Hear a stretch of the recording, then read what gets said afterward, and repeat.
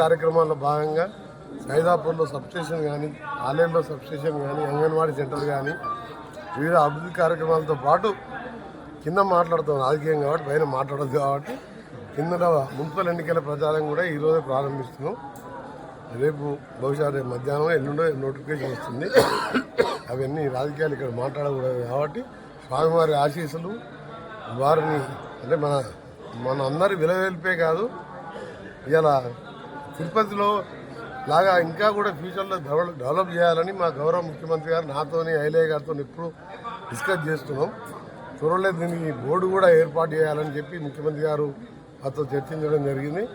ఇప్పటికీ ఐలయ్య గారు ప్రత్యేక శ్రద్ధ తీసుకొని గతంలో 100 సంవత్సరాల కలిసి ఆచారాలను కూడా పైన నిద్రించే డార్మెంట్ నుంచి మొదలుపెట్టుకుంటే టాయిలెట్ నుంచి మొదలుపెడితే ఆటోలు కూడా బ్యాన్ చేస్తుంది. వాటికి కూడా పర్మిషన్ ఇప్పించి ఇక్కడే నిద్ర చేస్తట్టు, ఇక్కడనే కొబ్బరికాయలు కొడతాడు.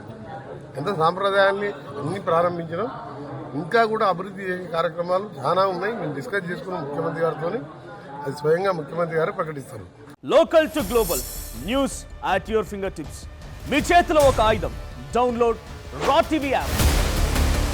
Media legend Ravi Prakash is back.